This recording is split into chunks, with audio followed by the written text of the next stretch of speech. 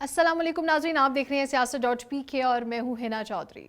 हुकूमत ने कौमी असम्बली के हालिया इजलास के दौरान एक ही दिन में कई कवानीन पास किए हैं।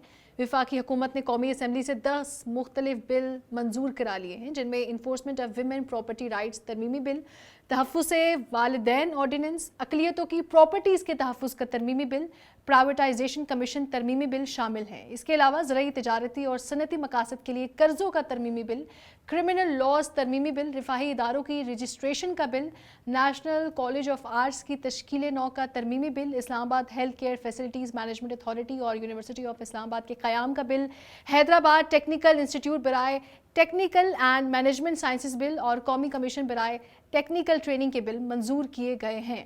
मौजूदा हुकूमत की जानिब से एक ही दिन में 10 बिल पास करने का ये रिकॉर्ड है कि इससे पहले एक दिन में इतने कवानीन पास नहीं किए गए और ना ही इतने अहम मामलात पर कानून साजी की गई है। इन कवानीन में सबसे अहम वालिदैन के तहफ़्फ़ुज़ के लिए मंजूर किया गया सदारती ऑर्डिनेंस है, जिसमें सदर ममलिकत आरिफ अलवी ने आइन के आर्टिकल 89 के तहत ऑर्डिनेंस जारी कर दिया, जिसमें वालिदैन को घर से निकालना काबिल सज़ा जुर्म करार दे दिया गया है।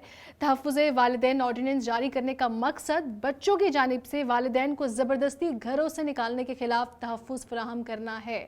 बाबर अवान ने इसकी तफसीलात बताते हुए ये कहा है कि इस नए कानून के तहत वालिदैन की तरफ से शिकायत मौसूल होने पर पुलिस को इख्तियार होगा कि वो बग़ैर वारंट के बच्चों को गिरफ्तार कर सकेंगे। इस बिल के तहत वालिदैन और बच्चों दोनों को अपील का हक ज़रूर होगा। बच्चों की तरफ से घर ना छोड़ने की सूरत में डिप्टी कमिश्नर को कार्रवाई का इख्तियार होगा।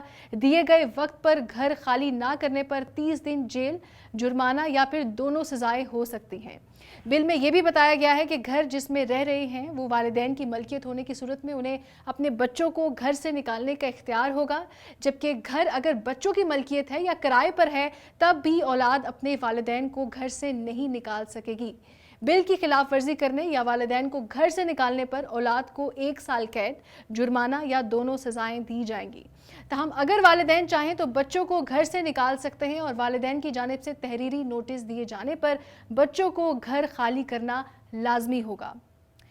ख़वातीन को जायदाद में हिस्से के कानून enforcement of women property rights तरमीमी बिल के मुताबिक अब अगर कोई शख्स मरता है तो उसकी जायदाद बेटों और बेटियों में तकसीम हो जाएगी, इसलिए इसमें अब गड़बड़ का कोई भी चांस बाकी नहीं रहा।